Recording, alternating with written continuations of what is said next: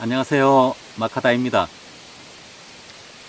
보통 전원주택 구입하러 다니실 때 봄, 가을로 대체적으로 많이 이제 다니시잖아요. 근데 봄, 가을보다 겨울철에 전원주택 보러 다니시면은 여러 가지 장점하고 유리한 점이 있습니다. 오늘은 그 부분에 대해서 좀 말씀을 좀 드릴게요. 보통의 전원주택이라고 하면은 마을에서 조금 이제 통상적으로 동떨어져가 있잖아요. 그 동떨어져가 있다 보니까 주변 그 전원주택 주변으로 풍광이나 산세가 대체적으로 좋습니다. 봄 되면은 뭐 꽃도 피고 가을철에는 주변으로 단풍도 이제 들고 알록달록하게 진짜 그 사이에 아담한 이제 전원주택 한 채가 있으면은 그림 같은 뷰가 이렇게 쫙 펼쳐지잖아요. 근데 그런 거를 전원주택을 구입을 하러 이제 다니시는 분들이 그런 풍경에 너무 마음이 훅 뺏겨버리면은 실제 자기가 거주하게 될 전원주택에는 점검을 좀 꼼꼼하게 해봐야 되는데 그런 부분을 풍경이 너무 빠져가지고 그런 부분을 좀 소홀히 보는 경우도 좀 있습니다. 그런 거를 미연에 방지를 하려면은 겨울철에 가셔갖고 보는 게 좋습니다. 그리고 또 두 번째로는 지하수 물 문제입니다. 보통 전원주택 같은 경우에는 지하수 관정을 파가지고 그걸로 이제 생활 용수로 쓰게 되는데 여름철 같은 경우에는 비가 자주 오기 때문에 물 쓰는 데는 크게 이제 지장이 없어요. 보편적으로. 지장이 없는데 겨울에 이게 문제가 될 수가 있습니다. 이게 지역이나 그 환경에 따라 가지고 겨울철 그 아래 뭐 어떤 전원주택 같은 경우에는 물이 적게 나오거나 아니면 물수량이 부족해 가지고 제대로 이제 생활 용수가 이게 사용을 못하니까 생활 자체를 되게 어려운 경우가 있어요. 그런 경우 같은 때는 겨울철에 직접 그 주택 매물을 보러 가가지고 물 같은 것도 겨울철에 어느 정도 잘 나오는지 바로 확인이 가능하잖아요. 그런 부분 또 겨울철에 그 유리하게 주택 매물을 보러 다니실 때 그런 부분도 체크가 가능하고 세 번째로는 주택에 대한 난방하고 단열 그러고 외풍 그런 거를 바로 체크가 가능합니다. 전원주택 같은 경우에는 1년 4계절을 지내면서 가장 어떻게 보면 힘들게 지내는 부분이 겨울철입니다. 겨울철 넘기는 게 가장 힘들어요. 제일 신경 써야 될 부분이 난방비입니다. 난방비. 대체적으로 전원주택을 애초에 처음 지을 때부터 단열이나 난방 같은 그런 거에 대해서 신경을 많이 썼는 집 같은 경우에는 그래도 좀 괜찮지만은 그게 아닌 경우에는 겨울 한 채를 지내려고 하면은 난방비 진짜 폭탄이 돼가 돌아온 경우도 있습니다.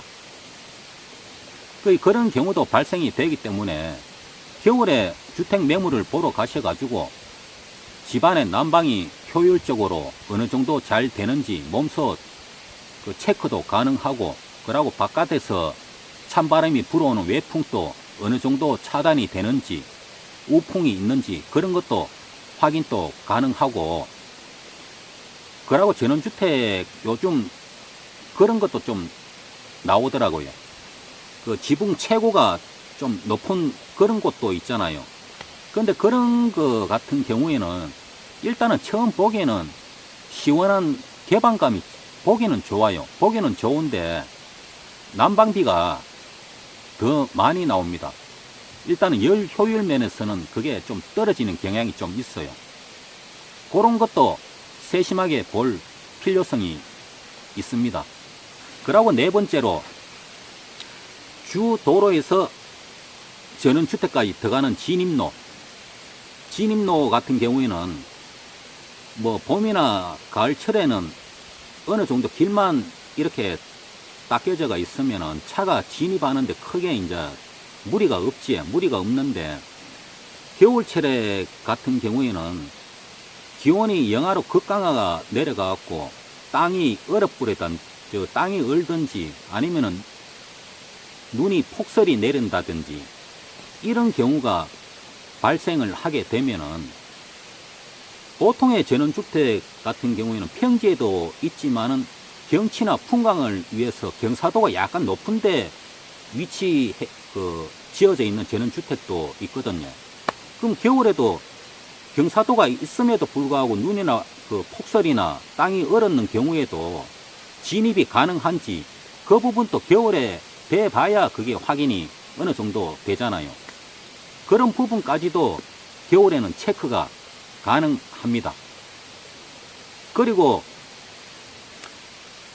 봄, 가을에 전원주택 매매가 좀 잘 이루어지고 수요자도 많고 대체적으로 그래요. 근데 겨울철이 되면은 일단은 수요자도 적을 뿐더러 가끔가다 한 번씩 부동산에 급매물이 전원주택 급매물이 한 번씩 나옵니다.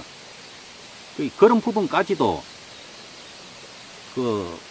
아는 부동산이나 여러 업체 요런 데를 잘 아셔가지고 그런 정보도 빨리 습득을 할 수 있는 그런 것도 어느 정도 파악을 하고 계셔야 됩니다. 그러고 또 전원주택을 꼭 시간이 어느 정도 있으시면은 내가 향후 앞으로 전원주택을 매입을 하는 것보다는 땅을 사가지고 내가 원하는 전원주택을 짓고 싶다. 그런 계획이 있으신 분들은 보통 수도권 도심 지역 조금만 벗어나도 전원주택 검색을 전세나 전월세를 검색을 이렇게 해보시면은 전월세가 지금 많이 나옵니다. 주변에. 전월세가 많이 나오니까 실제 그런 곳에 전월세로 한 1년이나 한 2년 정도 그렇게 살아보시면은 1년 4계절을 이렇게 돌아보시면은 전원주택에 대한 막상 밖에서 쳐다보는 거하고 실제 본인이 전원주택에 들어가서 이제 살아보는 거하고 장단점이 몸소 딱 체험하게 되거든요. 이런 게 장점이다. 살아보니까 이런 게 단점이다. 그게 확 드러나기 때문에 그런 부분을 일일이 다 체크해 놓으셨다가 나중에 본인이 스스로 전원주택을 집을 짓게 되면은 자기가 몸소 체험했던 그런 부분 장단점을 기억을 하셨다가 집을 지을 때 반영을 하시면은 후회 없이 실수 없이 그렇게 전원주택을 자기 마음에 들도록 그렇게 지을 수 있는 확률이 많이 높습니다. 물론 꼭 주택을 안 짓더라도 전월세로 한번 살아보시게 되면은 나중에 전원주택을 구입을 하더라도 그런 장단점을 일찍 파악을 할 수가 있잖아요.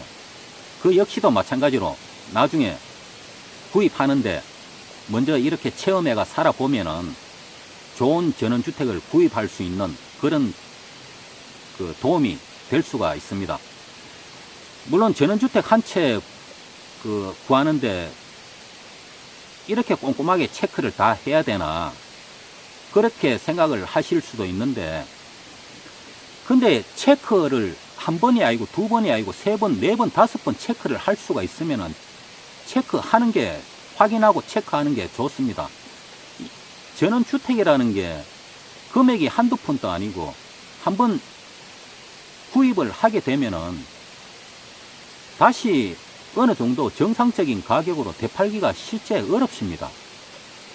그런 부분도 있고 그러고 한번 살게 되면은 5년을 살게 될지 아니면 평생을 살게 될지 모르는데 자기가 평생을 일단은 껴안고 거주하고 살아야 될 집이잖아요. 그런 집인데 대충 훑어보고 살아갖고 되겠습니까?